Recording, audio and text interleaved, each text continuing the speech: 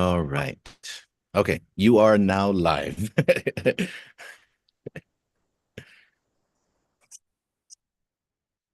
Well, after some technical difficulties, thank you everybody. Um, and good morning, afternoon, evening from wherever everybody is watching. And welcome to today's forum, which is a solidarity episode with the Relocate Pu'uloa Range Coalition. I'm just going to go ahead and share the screen. Okay, Maget, you might need to give me sharing access to put up the slides. But yeah, I'm so honored to be here and serve as your host today, Naanhusi Maria Hernandez. And today we have a very special Fanachu episode, which I might argue that all of our Fanachu episodes are quite special. But today we have some amazing guests with frontline organizers based out in Oahu, Hawaii, and I'm excited to bring everybody together to kind of share our experiences, our strategies, and our visions for protecting our homelands from the impacts of military training ranges. This episode has been years sort of in the making, um, just learning about the impacts of a US Marine firing range complex out at Ewa coastline in Oahu. There were just so many parallels to their experiences out in our cousin island. And so Wayne, actually, one of our panelists today and our guests today, connected us with an organization that was doing some citizen uh, sand testing on the coastline. And so I met with one of their organizers who were part of the Surfrider Oahu group. And so, yeah, we just talked about how we had some common challenges and just sort of explored opportunities for collaboration as we work together on issues like environmental justice, cultural preservation, and Indigenous stewardship of our lands and waters. So let me go ahead and share to screen. So this is our episode today. And so for those who are not aware of what is happening out at the Ewa Beach coastline, there is a U.S. Marine Corps Pu'uloa Range Training Facility that's basically located within a populated neighborhood. And it's been in operations for over a century. And it's basically being actively used by military personnel for shooting exercises. It consists of about 6 different training ranges, and it's near homes, schools, parks, and a very popular community beach. And since the sand testing and since the community has started to raise the alarm about the impacts of this training range, um, there have been a lot of concerns about public health and safety, including from lead contamination and exposure, noise pollution, the risk of stray bullets and bullet fragments. And as so many organizers based in Guahan, just learning about the impact of what's happening out at the beach, there are so many similarities that we wanted to highlight today and sort of connect our struggles. So in January and February of 2022, Surfrider Oahu chapter obtained samples of sandy soils around impact berms and the beach area directly seaward of the Pu'uloa Range facility at Ewa Beach. The results showed lead concentrations of up to 17 times the accepted public health levels for industrial areas and 70 times the accepted level for residential areas. And so there was a recent testing that was done, which one of our panelists will be able to go into in this episode, that was done by the Marine Corps. And this firing range complex is being described as basically a toxic waste site in the middle of the Pacific. So we have, an ongoing project and training facility that has been in operation for more than a century that people are very, very concerned about out in Oahu. And, we're thinking about the firing range complex that's being established in northern Guahan now and kind of looking at the situation at in Oahu as something that we don't want to also happen here with range operations proposed to start in mid next year. So we're so excited to welcome Mike Plowman, Diego Rivera, and Wayne Tanaka in this episode. I'm just going to share some bios before we move into everybody's sections that they're going to be speaking on. So Mike, he grew up in a military family. He moved to Hawaii in the mid 60s and settled just a few hundred yards from Pu'uloa Range Training Facility. He lived within earshot of the training facility on and off since that time.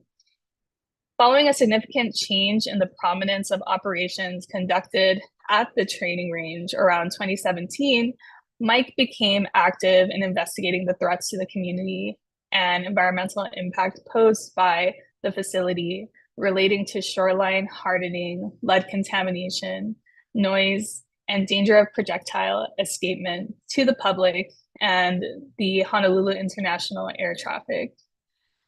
Mike is also a second generation career US Navy and airline pilot specializing in aviation safety and mishap investigation. We also have Diego Rivera. Diego is a Quechua descendant and a Native Hawaiian rights and environmental law attorney based in Oahu. He holds a BS in environmental earth and soil science and a master's in environmental science and management from California Polytechnic State University, San Luis Obispo, and recently graduated from William S. Richardson School of Law with a certificate in environmental law. Being of Indigenous ancestry, Diego strives to advocate for Kanaka Maoli in ways that uplift Indigenous values and Pono natural resource stewardship. And lastly, we have Wayne Tanaka. Wayne is the director of the Sierra Club of Hawaii. Wayne has committed his adult life to protecting Hawaii's diverse environment and unique culture that grows along with it.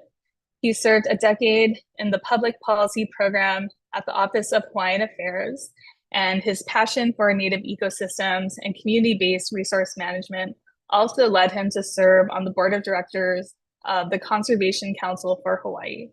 He's a licensed attorney and an engineer, and he is a graduate of University of Hawaii's William Richardson School of Law, Harvey Mudd College, and Punahou School. So before we get into it, I wanted to kind of round robin and have folks talk about what got them into this work. So we can go first with Mike, if you can just explain what led you to being on the front lines of resisting and trying to push for a relocation of this training range complex. Well, thank you, Maria, and thanks for having us today. I lived around this range, as you mentioned, from the time I was a tiny little kid, and it was never much of a big deal. But in around the early 2010s and ultimately in 2017, they doubled the size of one of their ranges, and then the one closest to the neighborhood. And then they also moved a whole bunch of operations over from their main base on the other side of the island at Kaneohe to here in Ewa Beach, and they brought with it a gigantic PA system that could be heard nearly half the island. And so it was a prominent change in the way things operated.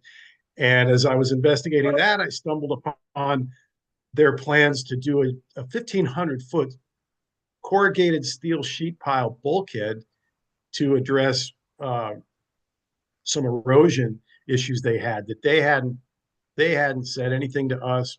They had done an erosion study that argued against it because obviously they said it would result in loss of the sand beach, but they didn't care. And we never had an opportunity for public comment. They they put a postage stamp size notice of availability for the finding of no significant impact for the environmental assessment. And one thing led to another. Surfrider thankfully got involved and started the fight against that horrible project. And then throughout that, they said, well, there's probably a lot of lead in there. Let's find out. And so that led to significant public awareness since there was a lot of contamination found. So then, as a aviation safety guy, I started contemplating the envelopes of the weapons as it relates to where we live, where our kids play, and where the airplanes fly. And it turns out that's a problem as well. So since then, we've gotten a lot of attention. We're very fortunate to have Sierra Club getting involved and more community awareness. But and throughout that process, I got to see, I stumbled upon the environmental impact statement for Camp Laws, and that's kind of how I got to know a little bit about that. And I'll pass it on to the other panel members for their introduction as well. Thank you very much. Thank you so much, Mike, for being here. Let's pop it off to Diego. Hi, yes, thank you for having us. I got involved in this specifically because I had met Wayne through various different encounters through law school, and I told him, I have a bachelor's degree in environmental earth and soil science. So I said, if there's anything soil related that you need help with, I'd be happy to provide support. And so he connected me with Mike along with other community members, Alex Gauss and Liam Chin. And so I think that might have been at the beginning of this year. And we were waiting for the Marines to release their test results. And so in the meantime, while that was happening and other things, people got busy, I was trying to get the information through FOIA requests. And then finally, I think it was Civil Beat got access to it through the Hawaii Department of Health. And so we all grouped up again, and since then have been strategizing and pushing this petition to move the training facility from where it currently is. Thank you so much, Diego. And popping it up to Wayne. Hi. How did I get involved in this work? I think fundamentally I love Hawaii. I love my home. I growing up here, and especially maybe even after going away, you recognize just how incredibly special and beautiful and unique that this place is and the environment is, the people are, and at the same time, as you grow, you start realizing that things may be changing.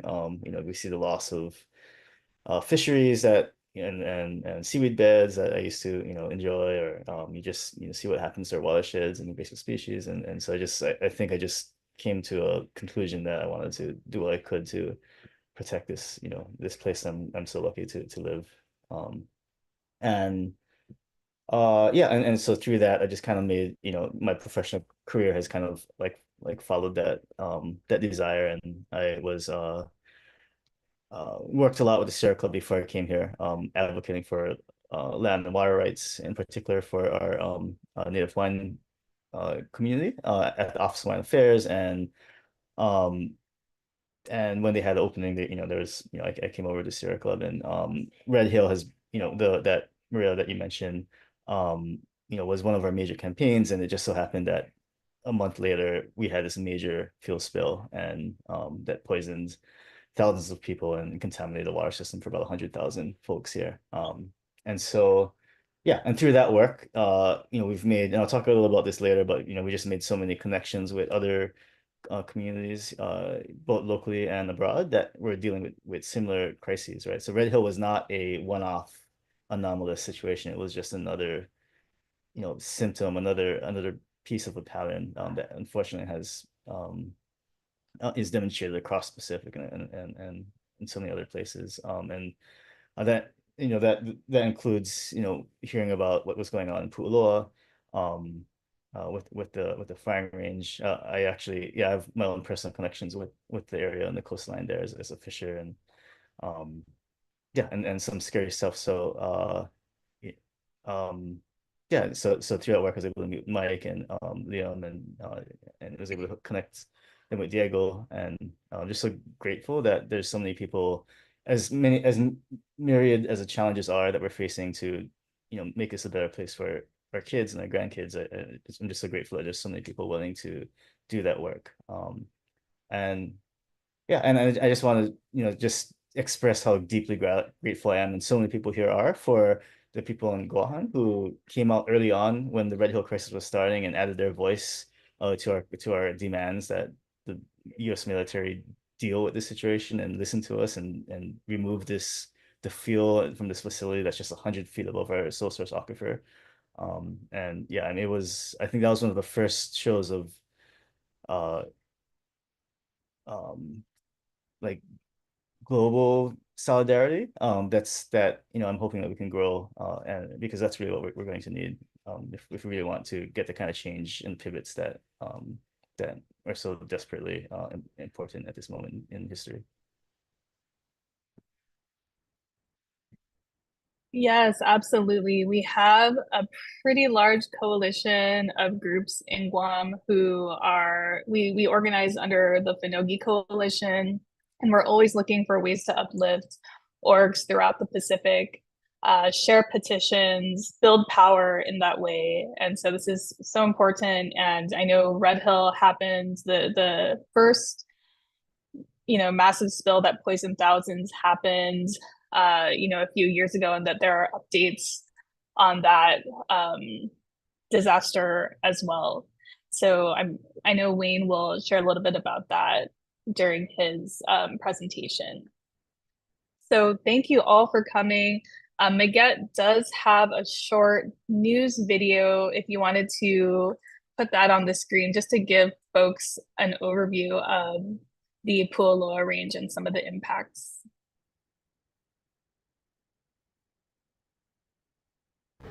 A Marine Corps shooting beach with a long history in the community is facing increasing pressure to cease operations and relocate. I don't think we can hear the military says audio. It's not going anywhere. Does anybody else The hear Marine it? Corps says it's been operating Pu'uloa Range Training Facility in Ewa Beach since the early 1900s. But on Wednesday, the Ewa Neighborhood Board voted unanimously to approve a resolution telling the Marine Corps they've worn out their welcome.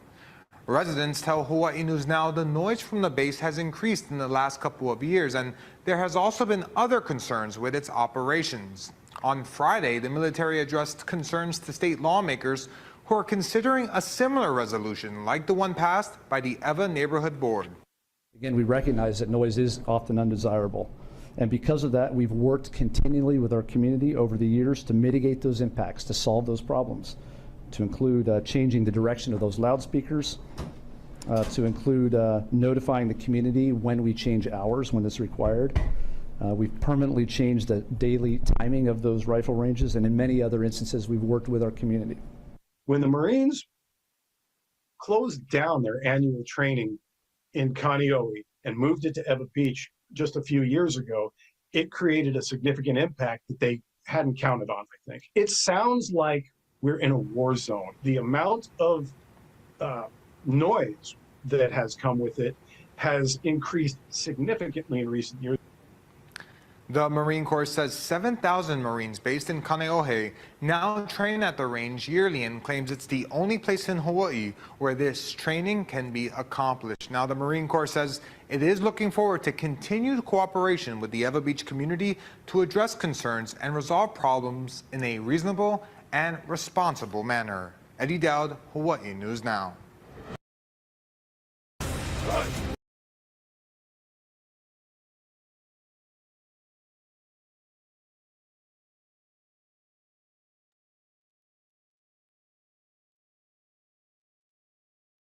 It's just Maasi Maguette.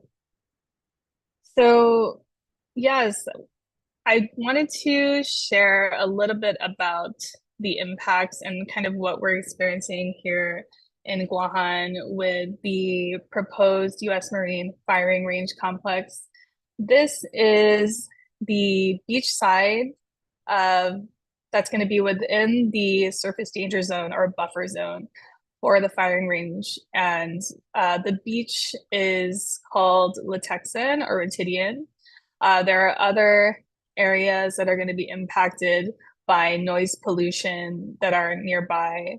And so this is sort of how I got involved in the work. My family has ancestry to the northern coastline at Latexan. We are now going on about a decade of advocacy, pushing back against the establishment of this firing range, which, as I mentioned, is set for full operations next year. So it's a very critical time for us in Guahan because this range is being built above our island's main water source, which provides our community with up to 90% of our drinking water.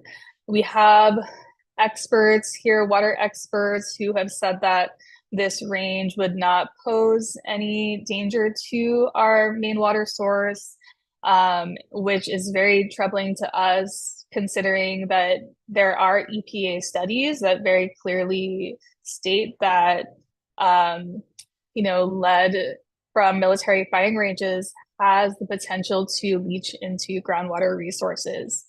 And so we're really excited to have everybody on this panel today to kind of share their thoughts and perspectives on what they are experiencing, what you all are experiencing out at Ewa Beach, and kind of connecting the projects and our experiences.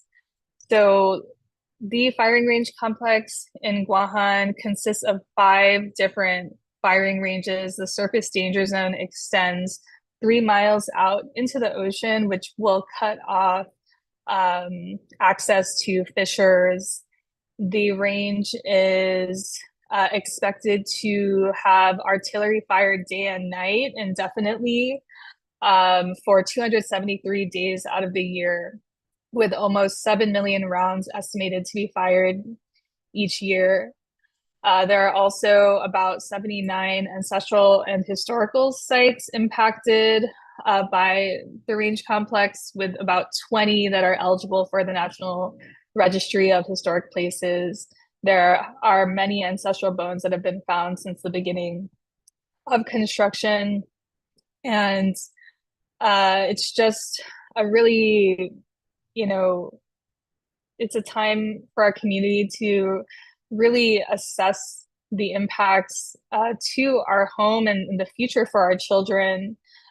We don't want the sand in our coastline to be impacted by this range complex. We don't want our food source. There are a lot of fishers that have fished in these waters for generations that won't have access.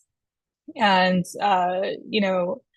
the fish that is caught that goes and is being sold to our entire community, so everybody's affected. And I know with the Pu'uloa range that there are also experiences there with folks being concerned about the quality of fish and whether that they're showing lead levels, high lead levels from the testing that's been done. So the first person who is going to share a little bit about their experiences as a community member living adjacent to the range complex is Mike, and he's going to give us an overview of Pu'uloa Range, the history and some of the impacts, the effects on community well-being, and the ongoing organizing efforts and ongoing challenges that you're facing and your community is facing at this time. So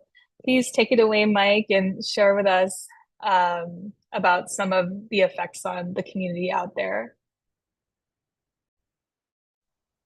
Okay, thanks again, Maria.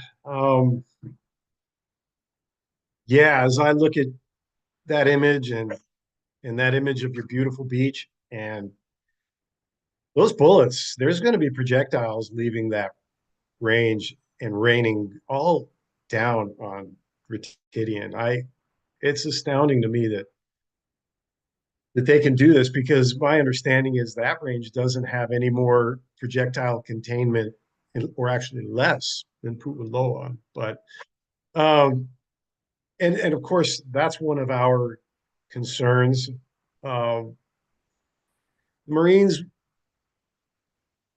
backing up just a minute ago, or just a minute, the news clip we just saw was over a year ago, and you heard the Marines promising to make everything right, and it's the typical playbook you guys can expect as well. Uh, uh, Bold-faced lies, and we're going to fix X, Y, or Z, and then nothing happens. So since that news coverage, uh, shortly thereafter, that neighborhood board resolution passed. The state and House passed separate resolutions asking the Marines to relocate as well. As you can imagine, the Marines have done nothing in that they've taken no action to move. There has been, since that, they've done one round of testing. Now, there's been about 4 total rounds of testing for heavy metals and lead and whatnot, but only one since they promised to clean it all up. And it was actually performed in areas that uh, aren't of the greatest concern to us, but nonetheless are a concern because they interact with the water the most dynamically. And of course, they found excessive levels of lead. And their conclusion is, in their draft report, is that no further action is necessary because you would have to trespass and hang out there 8 hours a day for 26 years before you'd be affected. Sorry. One of their other claims, when we brought up the concern about bullets exiting the range into the neighborhood, after doing the math that shows that the most conservative surface danger zones that they are supposed to observe in this such a situation as we have, include our homes in a park, and that actually we sit in one of the active danger zones, the most conservative one, and they've managed to get waivers for that. And they've got this new computer tool that says, oh no, the danger zone fits within the confines of the range. And we gave a presentation to the community and showed our math, and they came back and didn't dispute our math. They just said they didn't have to honor those danger zones, and they could use their fancy computer, and that it was impossible for bullets to escape that range. So I went out, bought a metal detector, and readily found a whole bunch of bullet fragments that looked pretty new right there in the beach park where everybody hangs out. And so what they've said about the lead is that, well, it can't migrate anywhere off range. But now that we've found projectiles off range, their story is that, oh, it must have migrated there from over the years of use of the range. Well, so which is it? We're pretty certain it's migrating through leaching, as Diego is going to talk to you more about. But we believe fragments are flying through the air. And based on what we've seen here, I think you can expect the same thing. I can't imagine what it's going to be like down there on Ritidian Beach, because there's nothing to contain ricochets, bullets bouncing off of those berms. So that's a great concern I have for you folks, is besides the lead leaching into your groundwater and your drinking water and your sole source aquifer, is that that folks who think they might be a safe distance away down on the beach down there might not actually be. And so that's a concern that I have for you folks. Go backing up about the history of the range you were asking. It's been around since 1905. They've been shooting lead bullets into those gigantic berms. I calculated around 1 million cubic feet of dirt, of earth, those berms. And they've been shooting into them for 120 years. And they just keep sifting out the big chunks and bringing in more dirt to replace the dirt that escapes through the air. And you can't really tell from your photograph, but the trade winds blow here, just like I'm sure they do seasonally in Guam. But for us, it's almost year round. The trades come from the Northeast. We have homes and a beach park directly downwind. And so I would be concerned about what the wind is doing with lead dust in the surrounding areas around Camp Laws as well. I guess it's called the Mason Live Fire Range. We couldn't get the Marines to test the air. They said anything off the range is not their jurisdiction. We did have some people go that were funded by a local House representative and test the dust on their windowsills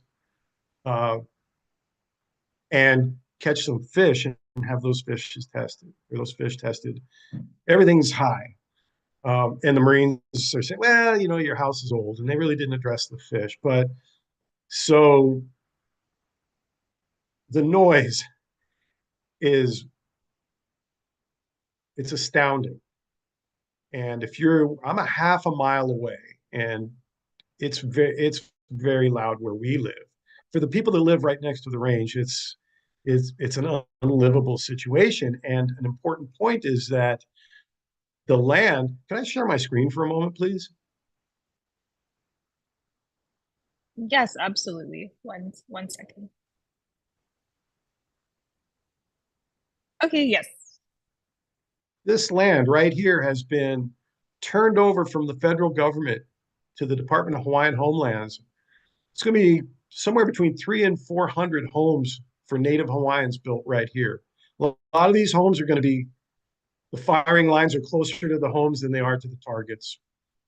So now it becomes more of an even larger indigenous issue. But also give you an idea, this is a school right here, elementary school. These are homes, more homes. This beach park is packed every weekend. It's a very active, people fish there. And where I'm running my arrow here is where I found all the bullet fragments. That just gives you an idea. They try to frame it as, well, this range has been here forever, and you folks, the community just grew up around it. But in reality, these homes have been here since the 30s. All of this other stuff surrounding it has been there since the 50s. And at that time, this was just a tiny little range with only 2 ranges on it, half the size of these big ones now. They've since added these 4 more ranges and doubled the size of this, brought a sniper school in, and moved all their annual training over here. They have outgrown their capacity, and since then also the jet age came, and you back out a little bit, you have to fly the planes flying into Honolulu International Airport, fly right either behind the range or right in front of it, and at a very low altitude, well within their surface danger zone. That's another issue that's how I stumbled upon your environmental impact statements and the plans for the Mason Live Fire Range, because I found out that that there were a number of places, just because of air traffic concerns, that they couldn't site the Mason range, that would render this range, actually every factor of it. I was told by one of their managers that they could never build it here now. And my question to that is, well, if you can't build it here now, how is it safe now? But I'm kind of running long on time here. But in short, we've found it to be a significant negative impact on our health, safety, and quality of life. And my goodness, I sure hope you have better luck than we've had in having some of these issues addressed in any meaningful way. I'll I'll give it a rest. Thank you so much, Mike. Yeah, we talked a little bit about how it's unfortunate that we have to, like, the contamination has to first happen before, any of the sort of, you know, yeah, I feel like the contamination has to happen before the advocacy and just for more the military actually pays attention to the impacts after people had warned for so long about what could be happening to the coastline, that you know there had to be toxicity first before they actually did anything. And so that's something that we as a community definitely don't want to happen here in Guahan. So we're just so grateful for you sharing your experience. So we are going to move next to Diego, who's going to share a little bit about the lead migration, lead contamination in the beach area, and any legal avenues that are being taken in response. Yeah, thank you. I can't fault Mike for going long because there are a lot of issues. And even just looking at this one shooting range in the context of the history of the military in Hawaii, right? Where you have there's an island called Kaho'olawe, which is right off the coast of Maui, that they bombed into. They destroyed the rock cap on the water lens on that island because they bombed it so frequently and so much. And even dealing with Pu'uloa on Big Island, where they're using depleted uranium rounds again over an aquifer, right? So and talking to you about Wuhan and the new range that they're proposing, and it's really just the most recent point in a trend that goes back to like 1905, like Mike was saying. But to get into the contamination specifically of Pu'uloa, I'm also going to share my screen if that's okay. I have a whole slideshow, but I'm only going to share a couple slides to give an idea of what was tested. Let me do this. Yes, and please go ahead. let me get into presentation mode here. Oh, here. Okay, how does that look? So I want to give this picture here on the right side, and really, we can also talk about what's written. So the Marines only tested the outside of the berms, the edge of the berms that are not being fired into, but the side that's on the outside and pretty close to contact with the wave action, like Mike was mentioning. And so what they did was they only tested a thin strip of the back of the berms that you can see here in these rectangles. And they found in these gray areas anywhere from 3,000 to 5,000 parts per million. And just to give some context, the DOH, the Department of Health in Hawaii, and the Environmental Protection Agency set the limit in soil at 200 parts per million. So as Maria mentioned, there are magnitudes more lead on the outside of the berms. Years ago, they tested the inside of the berm, and it was 37,000 parts per million. So I don't even know how many more times that is than the acceptable limit, right? The other thing is they really only tested the top 4 to 6 inches of soil. And as we now know, as is demonstrated by these recent samples, the lead is migrating both horizontally and vertically, right? So they didn't even get down to depth to see what the true amount of lead is in a cross section, right? And they only did these tiny little boxes here. The other thing that they didn't really sample was anywhere else other than the outside of the berms, right? So we have as this picture indicates, right, you have all of this area or surrounding the ranges that really should be tested, because when you look at the literature, right, even the people who are firing the weapons and even the people who are training those people how to fire weapons get lead poisoning just being near the weapons that are fired. And so all of that is like 120 years of lead that's accumulating in all of these areas, right? They also didn't test really the inside of the range at all. They didn't test any of the nearby houses, the beach park, any of the marine life. As Mike said, it's out of their jurisdiction, and it was almost up to private citizens to do that testing themselves. They also didn't mention or test or do anything about the aerosolized or airborne contamination. Um, like Mike mentioned, there are trade winds, and so and even Mike was talking about how they sift out the larger pieces and they don't really do much more than that to remediate the lead. And we're dealing with microparticles of lead now, because when you fire a weapon and you put it under not only intense heat to shoot it in the first place, but then mechanical stress, you're making really microscopic pieces, and those are the pieces that are the most dangerous and the most mobile, right? But also because of their size and because of their low weight, they're easily kicked up when the bullets hit the ground, and it kicks up into the dust, and the wind picks it up and drops it on the homes nearby. And so, as Mike mentioned, private citizens tested just the windowsills and got over the appropriate amount of lead set by EPA and DOH. I think it was about 230 parts per million and 260 parts per million on just the windowsill itself, right? I think that is our biggest concern, is they're not doing a good job of seeing what the true extent of the lead contamination is.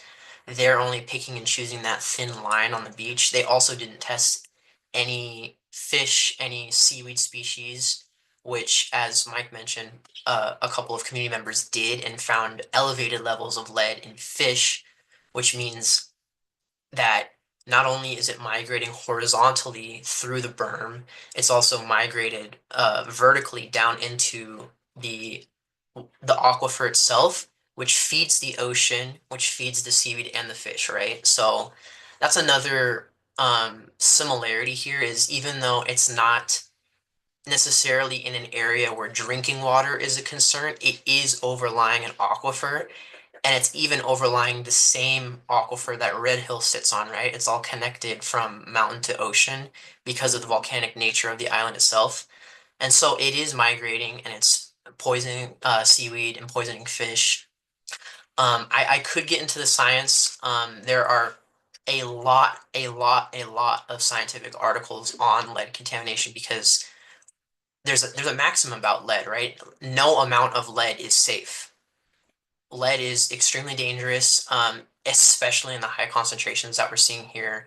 5,000 parts per million on the outside, 37,000 parts per million on the inside.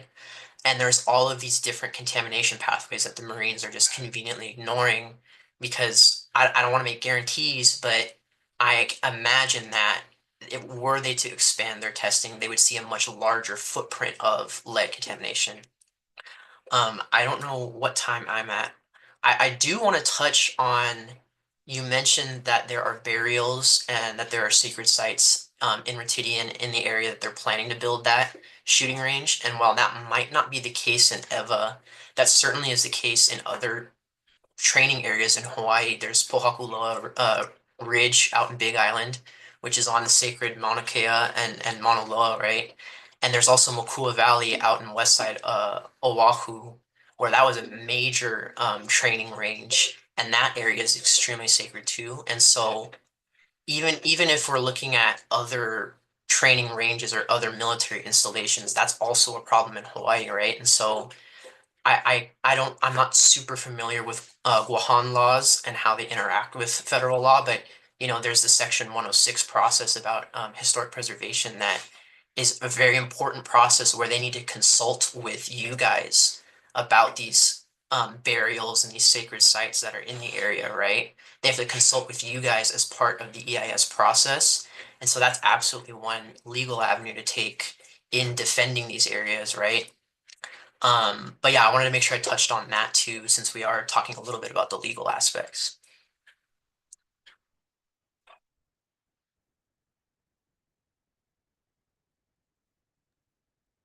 How do I stop sharing screen? Thank you so much, Diego. I'm not used to the Zoom Pro. That's why I'm like, oh, I can't hear anything. I'm just getting used to this. And this is kind of practice for something that I'm trying to, like a podcast that I'm trying to start, a segment of Fanachu called Song in Sessions. Shout out to JJ Chargalov. We're gonna get this Zoom Pro. We're gonna be pros at Zoom Pro soon. But thank you so much, Diego, for sharing that important knowledge. I think your expertise is so important, especially because this is an experience as Indigenous people that um, we're constantly being plagued with, especially the impacts of hyper-militarization on our lands and our waters. And we're just continuing to be told by experts and people in the DoD that they're going to protect our resources, and just to have faith in the federal processes. And as we can see, the DoD does not have a good track record for protecting the environment in the places that they do their business in. So sharing your experiences out at Ewa Beach in Oahu is so, so important to all of us as Native peoples who are trying to combat a lot of the impacts to our culture and to our environment. So, so grateful. And so we're going to have some time for questions in a little bit, but before we do that, we're going to have Wayne speak next on some of the successes from the advocacy efforts, as well as any updates on Red Hill. I know that there are a lot of people in our community, specifically in the Marianas, who are really keeping tabs and wanting to stay updated on what's happening out at Red Hill, which we when we read about the impacts to the water and to the community, we always I personally, and I've spoken to a lot of people who feel like this is the worst of the worst that could happen, and then we just hear more. Just gets worse, and so we definitely want to get any updates on what's happening out at Red Hill as well. So please go ahead, Wayne. Thank you, Maria. Yeah, and before I get into that, just want to touch on a couple of things. First, the Ewa Beach area is actually known for hosting EV or burials, EV of ancestral remains of human royalty. And so, like, when you think about this firing range, like, how appropriate is it to put a firing range in a cemetery, right? Like, that's another layer of, I think, just disregard that may need to be highlighted. And then I think especially with the issue of lead and how it impacts children and infants and unborn, like we see this theme across of all these situations of people being asked to sell out, to sacrifice our kids and our grandkids and our future generations, like future, right, for military like convenience, or like often it's based on how much they contribute to the economy. So I mean that's the I mean how much are you willing to take or to give up, right, for those relative short-term things versus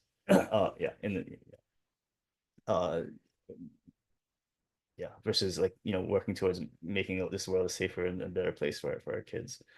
To get to Red Hill, we have seen some remarkable progress in the last few years. I want to emphasize that this did not happen overnight. Just like you folks, for about a decade, since 2015, Marty Townsend, my predecessor, and the team she built here at Red Hill, along with the Honolulu Board of Water Supply, have done a ton of organizing, ton of legwork to educate folks about what's the inherent danger of Red Hill, to litigate to get the factual information evidence that we need to really substantiate what's a common sense conclusion, which is you shouldn't put jet fuel over your drinking water.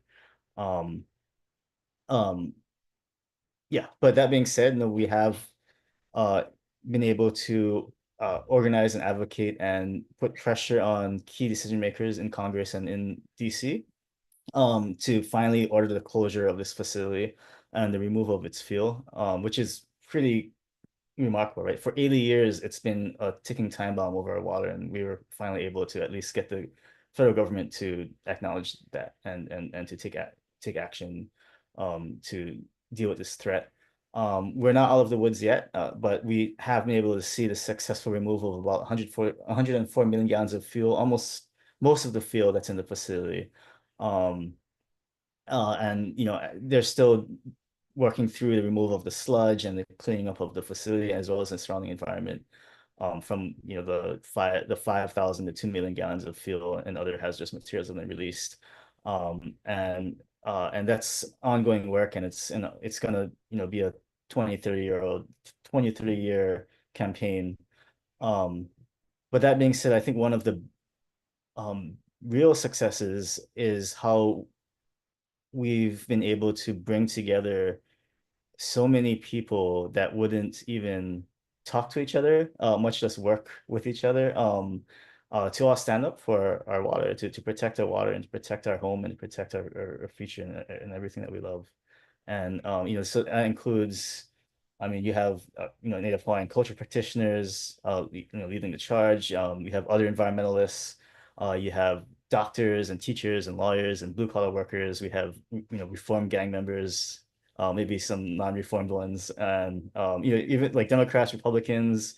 We got military families standing shoulder to shoulder with Hawaiian sovereignty activists.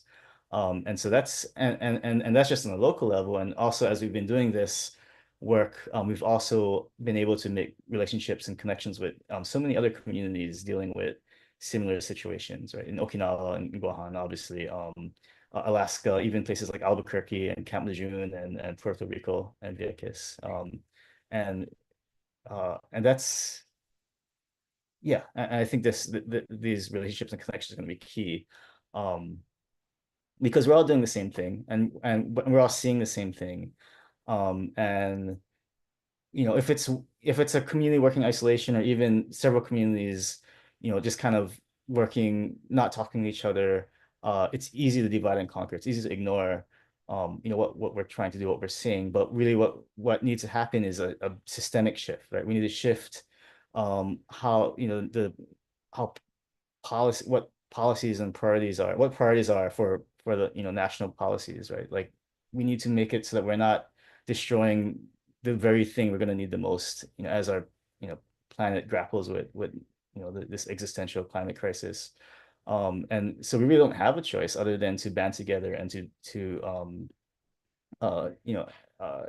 give each other the stories, the strength to amplify our what's going on and to shift the narrative of or to shift the national discourse on what we really need for national security, and to protect what we care about, what we love. Yeah, and I can I think, I have some thoughts about how we can do that, but I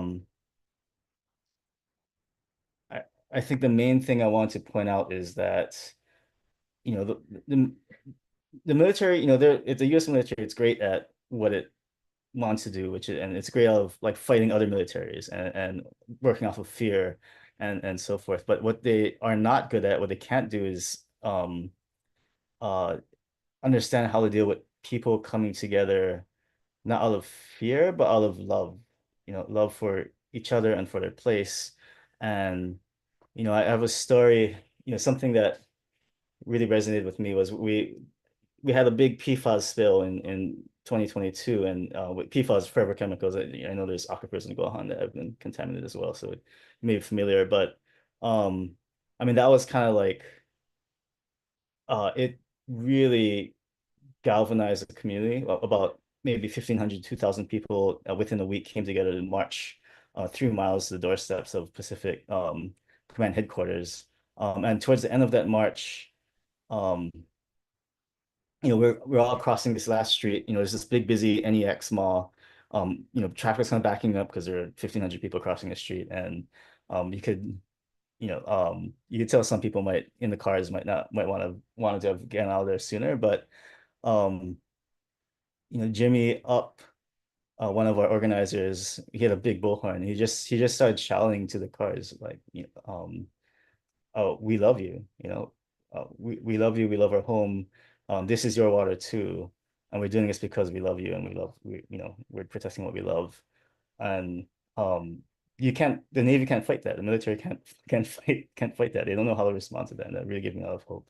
And maybe I'll just close by sharing, if I can, this clip of that march, which I thought was a powerful illustration of the potential of what can happen when people come together to protect the things they care deeply about.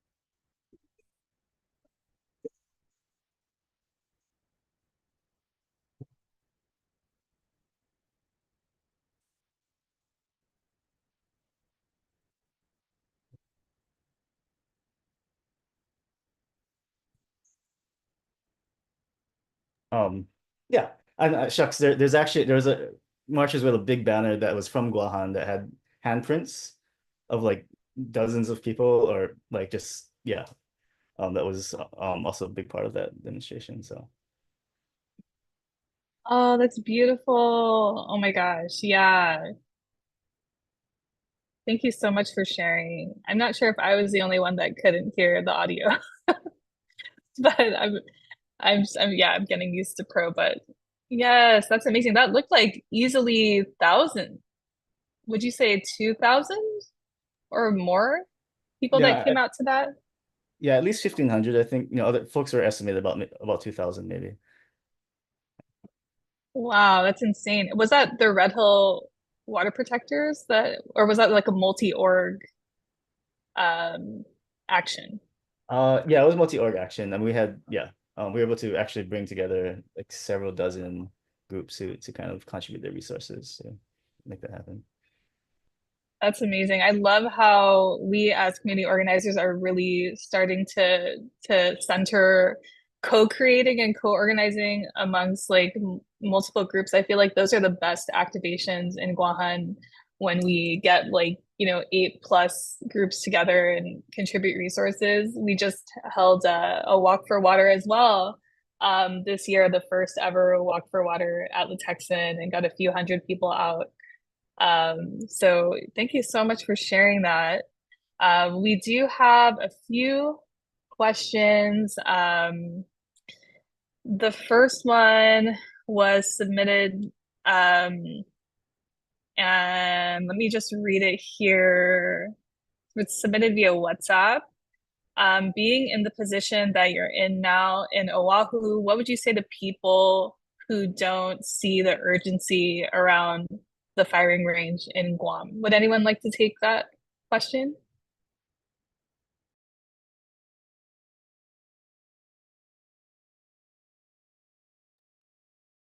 I can take a stab at it.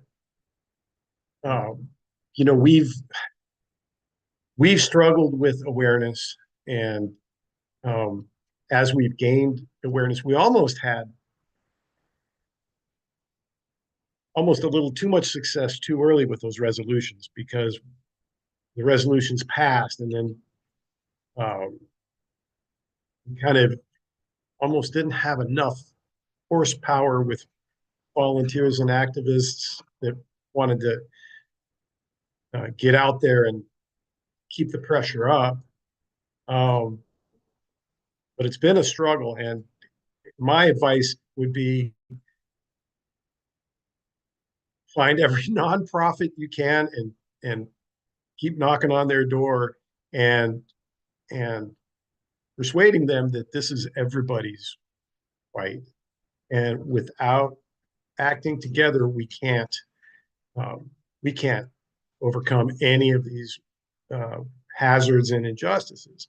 And we're making noise here, but it's still not loud enough. And the unfortunate thing is that, as you mentioned, someone's got to get poisoned or shot before meaningful action tends to occur, or people get poisoned by contaminated water.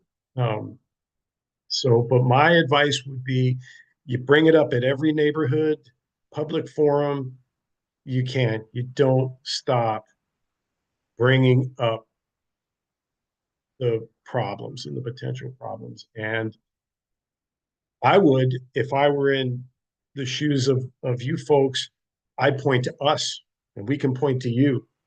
Look,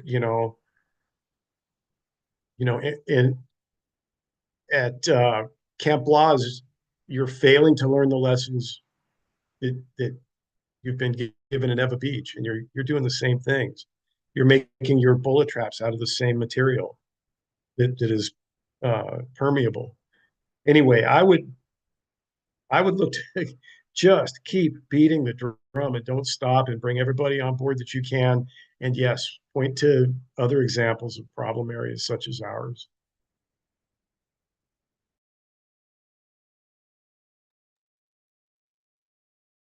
Oh, yeah. Yeah, I would just, absolutely. I think that's one of the things that we need to do is sharing our stories so that we can help build each other's strength up, right? So use us, use other places, as the cautionary tales that you're going to need to illustrate like what's really at stake. It's going to take, it's going to cost the world water supply $1.2 billion just to deal with the contamination that we've, just to track the plume that we don't know where it is, and to install the monitoring wells and develop new source water, and that's not even counting the remediation work that's going to go on. So that's, I mean, that's not a small chunk of change. And as much as the military contributes to our economy in other ways, like it's not clear that they're going to pony up for for that liability, much less the many other places that have been contaminated in Hawaii. And yeah, I mean, for Red Hill, you just talk to everyone, but also like communication is a fundamental like aspect of organizing, right? So you want to be able to, it's relationships, communication, and self-interest. So use your relationships. Use, like, that's an advantage that you have, right? Where this is our home, right? A lot of the leadership in the military is very transient. So take advantage of your connections to communicate with people on what they care about, right? So maybe they don't see the immediate value of clean water, but they'll care about their children's well-being and their health. And or for Red Hill, it's like people that care about housing. Like you can't build housing, you can't run a tourist economy without water. Yeah, various other interests. Like just meet people where they're at, and talk to them where they're at, and hopefully, and then give them something to do, right? Like, well, even if it's something as simple as signing a petition, at least that's one way. Once you take that step, not only do you have their contact information, which is very helpful, but it's also like, gets them in that mindset that, hey, we do have kuleana, we do have responsibility, beyond just our individual bodies, but to our families, our community, to our home. Thank you so much. From a soil science perspective, do you have any thoughts on what you would say about the urgency, Diego? Yeah, I think there's a soil science perspective, and there's a political perspective. Having done a lot of environmental cases that involve the government, right? I think from a soil science perspective, it's that, lead is poisonous. There is no safe amount, no matter what they like to try to say about it. And so you're inviting a toxic waste dump to exist over your water supply, right? Like, there's really no equivocating about that. There's no, oh, well, we can have X amount of rounds and it'll be safe, it'll be fine. There really is no ifs, ands, or buts to the fact that you will be contaminating the land and you will be threatening the water supply with that contamination, right? Um, I think it's easy to kind of like in terms of the political and the governmental side, it's easy to file things in the back of your head and lack urgency because, oh, we're still going through the process. There's still negotiation to be had, right? It's not constructed yet. And I think knowing that when the government and specifically the military puts their mind to something, it's they see it as a foregone conclusion. And I think that calls for urgency, right? Because they're going to do it whether people agree or not. And so, we have to act almost as if it's already in existence, right? I think just on all of these projects that I've done cases on where, oh, we've already earmarked X millions amount of money for funding. Now it's just a matter of what design do we want. We're going to build this thing anyway, right? So I think that helps to alleviate a lack of urgency, is knowing that it's coming and we have to prepare and we have to fight it as hard as we can now, right?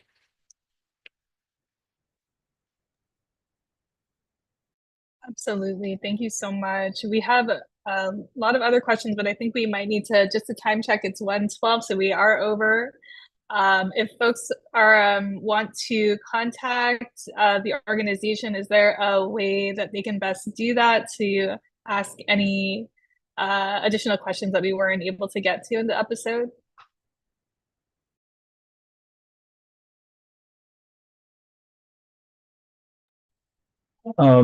Folks are more than welcome to reach out to myself or to the Hawaii chapter. So it's we can share it with you and put it on the Facebook, but hawaii.chapter@sierraclub.org. Although really it's Michael and his team that have been on the ground for the last 3 or 4 years, I think, advocating this issue. So they have they also have very deep experience and insight into their work as well. Thank you so much. Yeah, and I guess I'm also wondering what are some actionable steps that we can take to help support what's happening out there. We do have a petition. Megette, if you could get that up on the screen, we'd love for everybody watching to sign the petition. Let's continue to build solidarity with our cousins out in Hawaii. And yeah, if you have anything else to add, Mike, about, or any of you, Mike, Diego, or Wayne, about what we can help with, what's actionable steps that we can help with to elevate what's happening out there.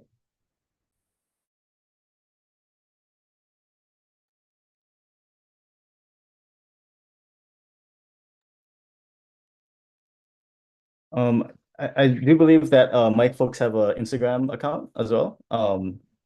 Relocate Pu'uloa Range, which you can definitely give them a follow. We have our own Instagram, but much broader issues at Sierra Club HI on Instagram. Yeah, I mean, I think the biggest thing is talk to each other, like talk to your family during the holidays. And this will help, I think, both of our efforts. But you let people know what's going on and why they should care. And yeah, your relationships, your personal networks, that can be very powerful. And it's been very powerful for us here in Hawaii with Red Hill, at least.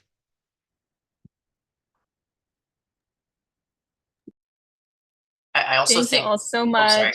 Sorry, go ahead, Diego. I was gonna say, just to tack on a little bit, I think part of talking about this with other people and like learning about other situations too, right? Because I don't think this is limited to just Hawaii or just Guahan. I think I read something where it's like either 90 or all airports or landing strips on military bases because they use a certain firefighting fluid, they're all contaminated with PFAS, right? So I think maybe the best way to say that is like contextualizing both of the situations and realizing, we all have this fight in common across the world, really.